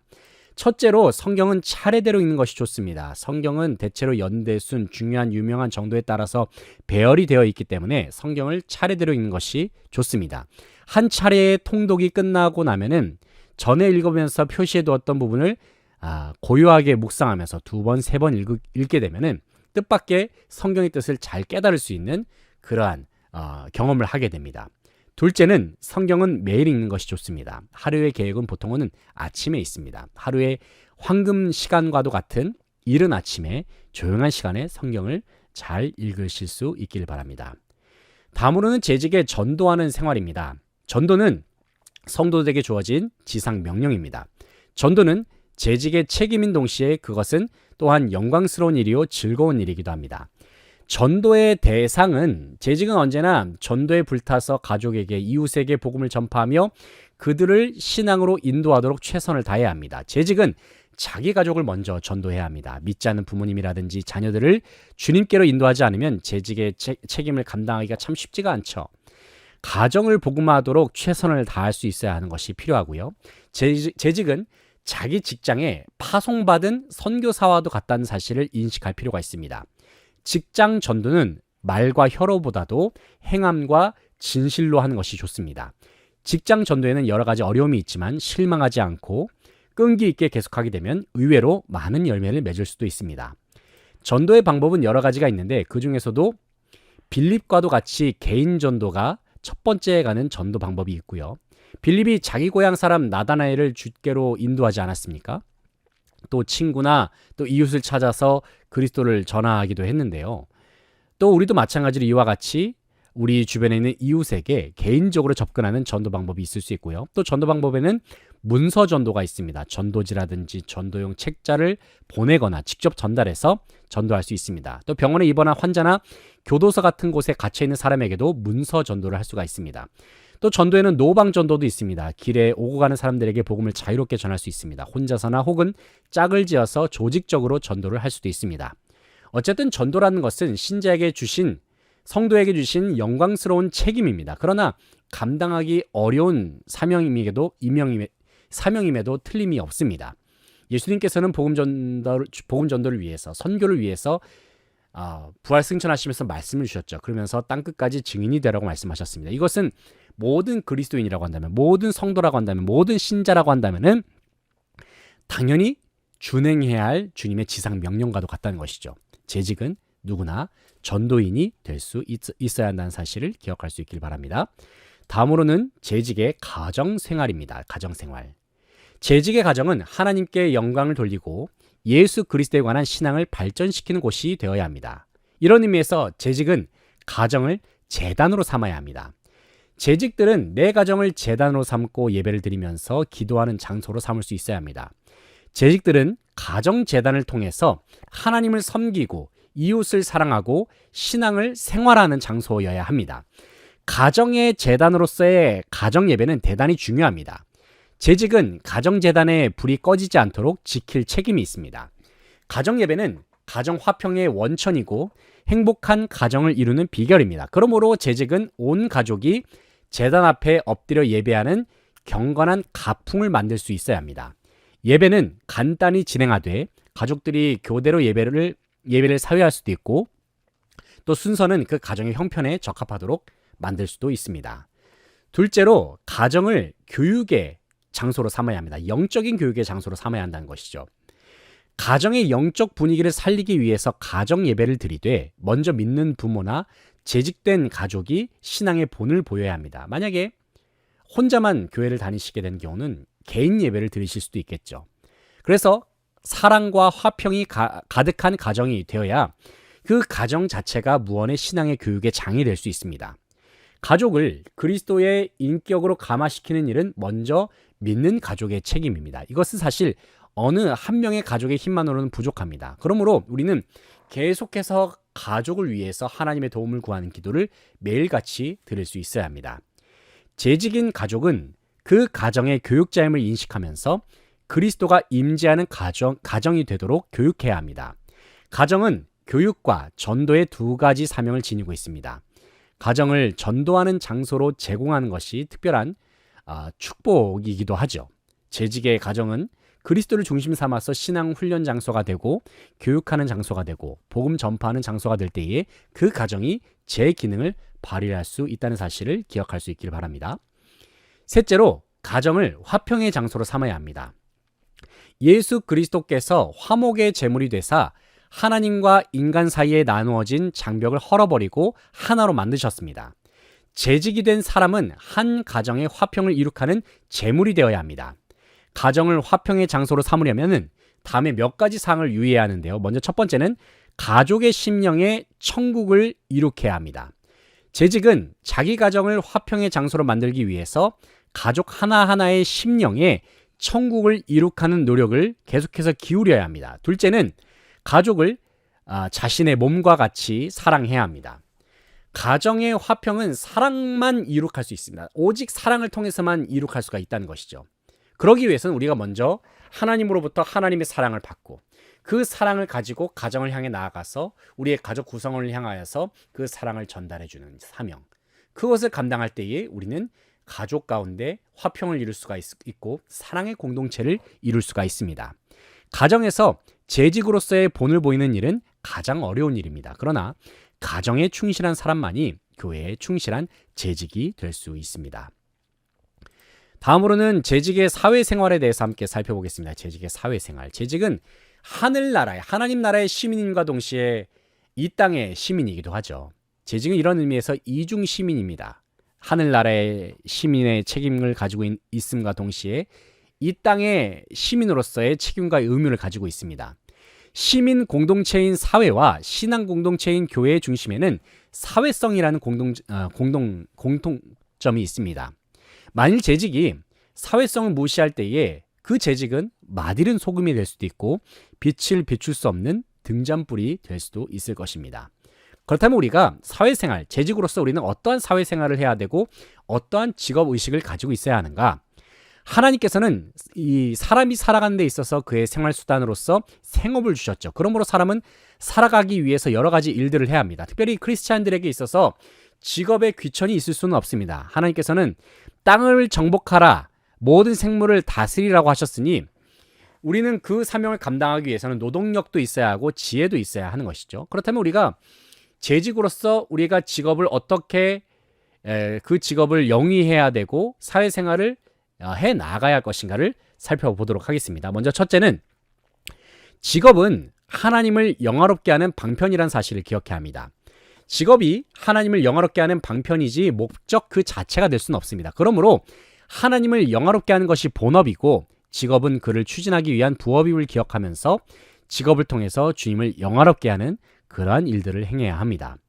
둘째로 직업은 신앙생활에 있어서 덕스러워야 한다는 것입니다. 재직의 직업은 주님의 영광을 위한 직업이 되어야 합니다. 그러나 모든 것이 가하나 모든 것이 유익한 것이 아니기 때문에 신앙생활에 덕을 세우도록 힘써야 합니다. 재직이 사회에 해가 되는 직업을 가질 수는 없습니다. 사회에서도 공인된 직업이라 할지라도 신앙생활에 덕이 되지 않으면 그런 직업을 가져서는 안 되는 것입니다. 셋째는 직업에 충실해야 합니다. 재직은 직업에 대해서 성실하고 근면해야 합니다. 주님께서는 진실성이 있는 자의 직업이나 직장을 축복하십니다. 잠언 10장 4절을 보게 되면 손을 게으르게 놀리는 자는 가난하게 되고 손이 부지런한 자는 부하게 된다라고 말씀하고 있습니다. 이런 교훈과 같이 직업을 위해서 부지런한 자를 하나님께서는 도와주십니다. 넷째로는 직업은 하나님이 맡겨주신 사업으로 알아야 합니다. 재직은 자기의 직업을 주님이 맡겨주신 사업으로 알고 주님께 부끄러움이 없는 관리자가 되어야 합니다. 일을 위해서 하거나 살기 위해서 하는 것이 아니라 주님을 위해서 그리스도의 영광을 위해서 사업을 하고 복음을 증거하기 위해서 일하는 자가 되어야 합니다. 내가 하는 모든 일들이 주님을 위한 일이고 복음 증거를 위한 일이라는 것을 생각하게 될 때에 어떤 일을 감당하든지 우리는 그때서야 기쁨과 감사로서 감당할 수가 있습니다. 재직들은 직업관을 성경적인 입장에서 바로 가져야 하며 직업을 선택하거나 경영할 때에는 주님을 영화롭게 할 수 있도록 힘써야 합니다. 먼저 하나님의 나라와 의를 위하여 힘쓰는 직업인이 될 때에 주님께서는 모든 삶을 넉넉하게 채워주신다 약속하셨습니다. 다음으로는 재직과 언어 생활에 대해서 함께 살펴보겠습니다. 하나님께서는 인간에게 축복으로 말을 주셨습니다. 그러나 말은 사람에게 유익한 면도 있지만 위험하고 두려운 측면도 많이 있습니다. 그런 의미에서 말을 조심해야 될 것을 성경은 가르칩니다. 재직은 물질과 시간뿐만이 아니라 혀와 말로써도 교회를 봉사하며 충성을 다할 수 있어야 합니다. 먼저 하지 말아야 할 5가지의 말에 대해서 함께 생각해 보겠습니다. 첫 번째로 거짓말은 하지 말아야 합니다. 거짓말은 습관이 되기 쉬운 것이므로 하나님을 위한 말이라 할지라도 거짓말을 해서는 안 됩니다. 둘째로 남의 험담은 말하지 마시기 바랍니다. 남의 허물을 덮어주면서 고치도록 권면하는 것이 험담으로 폭로하는 것보다 더욱 낫다는 사실을 기억할 수 있어야 합니다. 셋째는 형제에게 이간이 되는 말은 하지 말아야 합니다.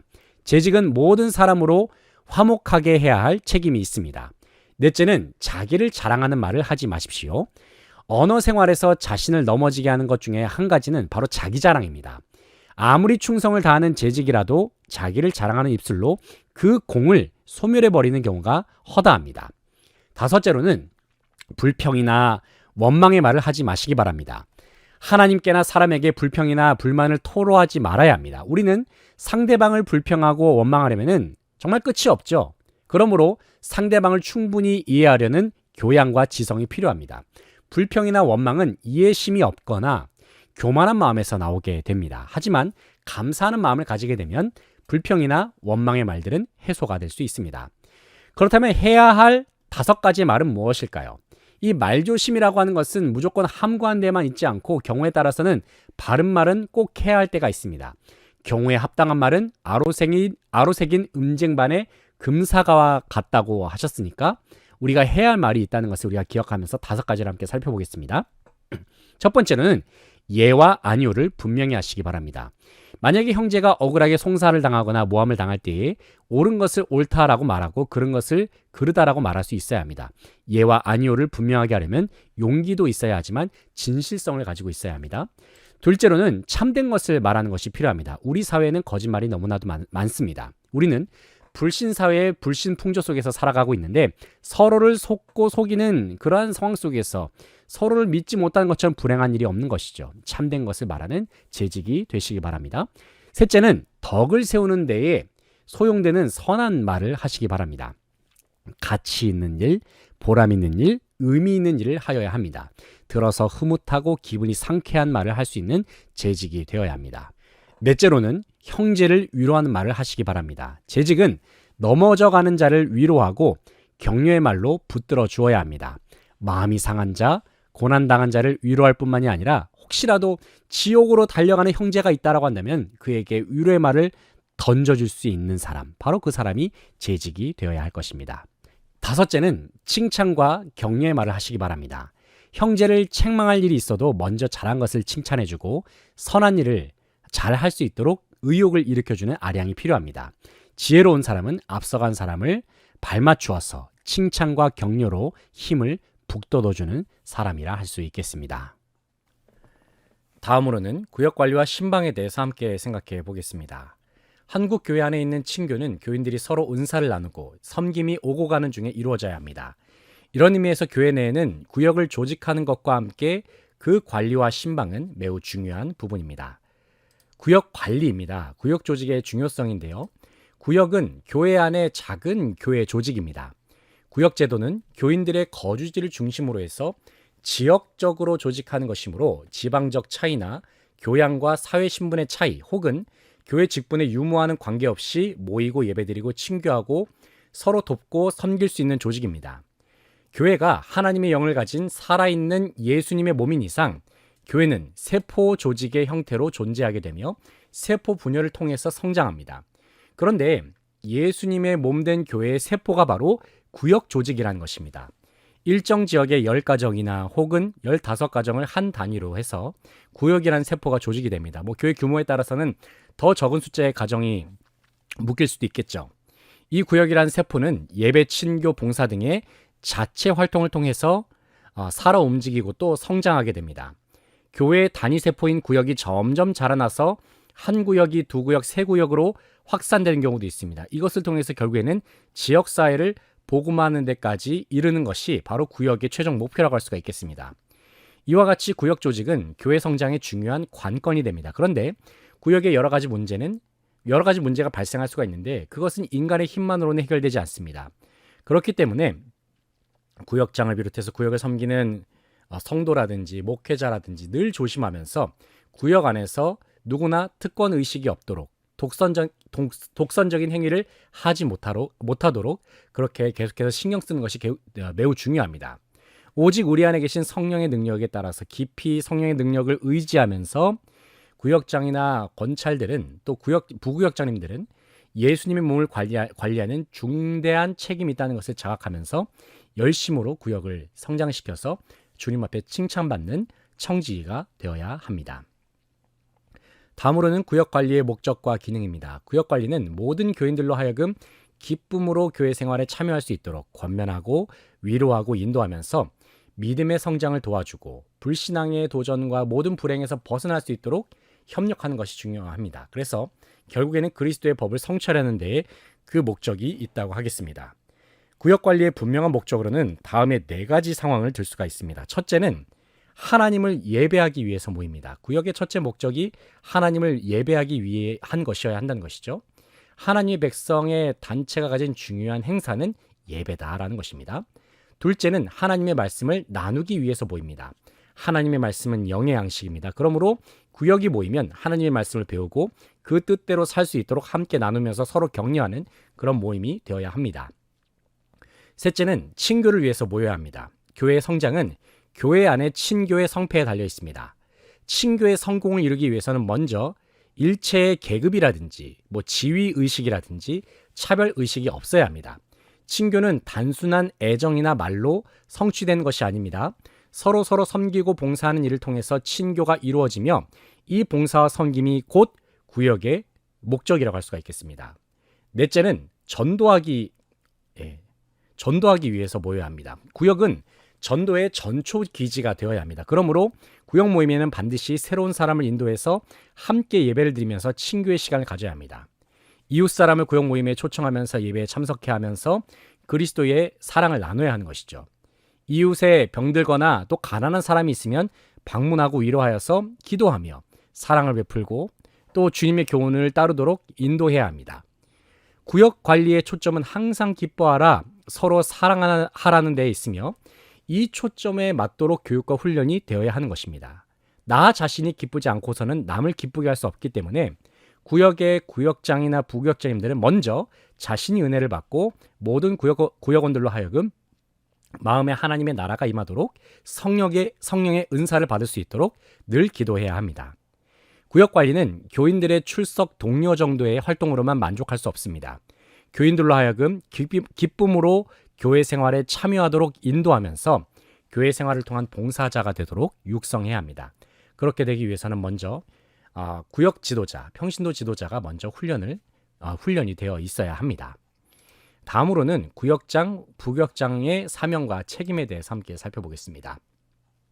구역에는 구역장과 부구역장이 있어서 목사를 도와 직접 교인들과 접촉해야 하기 때문에 구역원들의 사명과 책임은 매우 중요하다라고 할 수가 있겠습니다. 구역원들이 그 사명을 감당하려면 교육과 훈련만으로는 되지 않는 또 천부적인 자질도 필요하겠지만 중요한 것은 기도하면서 영적으로 준비하는 그러한 사람이 매우 중요하다고 할 수가 있겠습니다. 구역장에게 있어서는 이제 구역 요원에게 있어서는 이러한 사명이 있습니다. 구역장과 부구역장은 자기 구역에 흩어져 있는 양무리들을 돌보는 선한 목자의 사명이 있습니다. 구역원들은 그리스도의 일꾼이며 복음의 사신임과 동시에 하나님의 선한 청직입니다. 그러므로 구역원들은 구역의 선한 파수꾼이며 복음과 교회를 위한 부지런하고도 성실한 전령이 되어야 한다. 구역을 섬기는 구역장을 비롯해서 부구역장을 비롯해서 모든 구역원들이 다 구역의 선한 파수꾼임을 늘 기억할 수 있어야 합니다. 다음으로 구역원의 직무가 되겠습니다. 구역장을 비롯해서 모든 구역원들은 구역을 책임지고 또 서로를 돌아보면서 또 구역의 신방을 할 때에도 최선을 다해서 참석할 수 있어야 됩니다. 예를 들면 교우들에 대한 형평과 신방을 할 때에도 최선을 다해서 참석을 하고 그 결과를 또 보고할 수 있어야 되고 또 특별한 사항이 있을 때에는 또 교육자들에게 알리면서 또 함께 조치를 할 수 있는 그러한 시스템이 되어야 하는 것입니다. 구역장은 구역의 반장으로서 책임을 맡은 교우 가정을 신방하면서 그 결과를 교육자에게 보고합니다. 구역장은 교육자를 도와서 가난하거나 병든 자와 초신자는 신방하고 또 구역장이 유고 시에는 부구역장이 이를 대리할 수 있습니다. 구역을 잘 돌보려면 먼저 자신이 주의를 잘 지키면서 구역에서나 가정에서 예배를 중요시하는 생활을 가져야 합니다. 다음으로는 신방에 대해서 함께 살펴보겠습니다. 신방의 정의인데요. 신방이란 하나님의 일로서 그의 양무리를 돌보는 것입니다. 신방이라고 하는 것은 방문하다, 돌아본다, 권고한다라는 뜻이 있습니다. 신방을 사람이 하나님을 찾아가는 것이 아니라 하나님께서 사람을 찾아오시고 권고하시며 죄인을 구원하시는 역사에서 신방이 시작이 되었습니다. 그러므로 신방은 목회자나 구역장들이 교우들을 찾아가서 위로하며 권면과 치료를 통하여 신앙 성장을 도와주는 일이다라는 것입니다. 교우들의 가정과 개인이 지닌 문제를 성경 말씀을 통해서 해결해주고 위로와 희망과 신앙생활에 활력을 공급해주는 일이 바로 신방이라고 할 수가 있겠습니다. 다시 말해서 하나님의 백성을 잘 돌아보는 일, 그것이 신방이라 할 수 있겠습니다. 신방의 목적입니다. 신방의 교우들의 사정과 형편을 파악해서 주님의 양무리들을 잘 먹일 수 있도록 돌아보는데 그 신방에 중요한 목적이 있습니다. 교인들의 영적 생활을 도와주고 격려해야 하고요. 신방은 하나님의 백성인 성도들의 신앙생활을 잘 돌아보아주면서 약한 교우들이나 환난 중에 있는 교우들을 돌보는 그러한 일들을 하는 일입니다. 환난이라든지 시험 중에 있는 교우들을 위로하면서 격려하고 또 권면할 수 있어야 합니다. 신방은 교회의 인력 개발을 동원해서 효과적으로 도우면서 불신자에게 전도할 기회를 마련하기도 합니다. 그래서 교우들의 상호 협조와 친교를 원만하게 마련하는 데에 신방의 중요한 목적이 있습니다. 구역 요원과 구역원들과 교인들 사이에 신앙적으로 접촉이 잘 되면 교인들의 신앙은 향상이 되게 되어 있고 구역원들은 사랑받는 일꾼이 됩니다. 구역의 식구들의 신앙적인 형편이라든지 육신적인 사정을 잘 파악하는 것이 신방에 있어서는 매우 중요한 일이라고 할 수가 있겠습니다. 그렇게 함으로써 교인들을 바로 지도하고 육성시킬 수가 있습니다. 다음으로는 신방의 종류입니다. 오늘날에는 지금 코로나19 때문에 신방을 진행하는 것이 쉽지가 않지만은 그래도 신방에는 다양한 종류가 있다는 것을 우리가 기본적으로 알 필요가 있습니다. 첫 번째는 대신방입니다. 교육자와 함께 구역 책임자들이 연 1회에서 2회 정기적으로 신방하는 것이 대신방이고요. 둘째는 월신방입니다. 매월 정한 주간에 구역 책임자들이 함께 신방하는 것입니다. 셋째는 주간신방. 매주간에 각 구역장들이 맡은 세대를 돌아보는 것입니다. 직접 방문하지 않더라도 전화라든지 편지를 통해서 문자를 통해서 그렇게 돌아보는 것도 포함이 됩니다. 넷째는 환자신방. 구역에 환자가 발생하면 구역 책임자들이 신방한 후에 교육자에게 알립니다. 다섯 번째는 특별신방입니다. 특별한 사정이 있을 때에는 교육자와 함께 신방을 합니다. 여섯 번째는 전도 신방. 불신자나 불신 가족을 전도하기 위해서 신방하는 것이 있고요. 일곱 번째는 전화 신방. 가정 방문이 어렵거나 낮 시간에 만날 수 없는 가정은 전화로 신앙을 격려하면서 위로하는 신방이 되겠습니다. 여덟 번째는 서신 신방. 가정 방문이나 전화 신방도 불가능한 교우에게는 서신으로 신방을 할 수도 있습니다. 신방을 어떻게 준비해야 할까요? 신방할 가정이나 교우를 위해 기도로 준비하되 사전에 연락해야 합니다. 신방할 가정이나 교우들의 형편을 신방 카드라든지 교적부 등에 잘 기록해두고 나중에 최선의 신방이 될 수 있도록 잘 참고 자료를 구축해두는 것이 좋습니다. 대신방 때에는 신방 일정을 구역에 알리고 신방할 가정의 차례와 시간 등을 미리 계획해야 합니다. 월신방 때에는 구역장은 구역 명부를 지참을 하고 필요한 사항들을 수정하거나 기입해서 보충할 수 있어야 합니다. 구역장은 예배 인도할 때에 준비를 충분히 해야 합니다. 성경 찬송가는 너무나도 당연하고 기도 준비도 해야 하고 예의를 갖춘 단정하고도 아담한 옷차림으로 신방할 수 있어야 됩니다. 신방 때에 예배를 드리게 되면 집에 있는 가족이 전원 참석하는 것이 원칙입니다. 물론 부득이한 경우에는 어쩔 수 없겠지만 그리고 그 가정 식구를 중심으로 자리를 정하고 예배를 드리고 예배는 간단하게 드려야 합니다. 감명 깊은 권명과 또 정성 어린 기도는 그 가정에게 깊은 감화를 줄 수 있습니다. 자, 신방할 때 유의할 점에 대해서 함께 살펴보겠습니다. 먼저 신방자가 힘써야 할 일은 이것입니다. 경건한 신앙생활에 힘써 교우들에게 모범이 되는 것, 성경 연구에 항상 힘쓰고 교사의 입장에서 구역 교우들을 가르치면서 친구의 입장에서 도와주며 부모의 입장에서 사랑할 수 있어야 됩니다. 신방 후에는 각 가정을 위해서 기도하면서 특히 문제가 있는 가정을 위해서 계속해서 기도하는 것입니다. 두 번째로 신방자가 삼가해야 할 일이 있습니다. 서로 시간을 잘 지키고 한 가정에 너무 오래 머물지 말아야 합니다. 다른 사람을 험담하거나 자신의 곤고한 사정을 이야기하거나 또 개인의 사업을 선전하지도 말아야 합니다. 서로 간의 금전 거래는 절대로 삼가해야 합니다. 신방자가 지켜야 할 일입니다. 용모는 깨끗하게, 복장은 단정하게 하면서 예의는 바르게, 행동은 친절하게 할 필요가 있습니다. 신방을 가면 그 가정에 관심을 쏟고 그 가정의 사정을 잘 듣고 신앙적으로 지도하되 그 가정의 약점은 덮어주어야 할 필요가 있습니다. 신방할 때 대화는 언제든지 건설적이 되어야 하고 덕이 되는 말만 해야 합니다. 주인이 없을 경우에는 방문 쪽지를 남겨두고 오는 것도 신방 때의 중요한 팁이 되겠습니다. 네, 지금까지 항존직 또 피택자 온라인 교육을 함께 나눠보았습니다.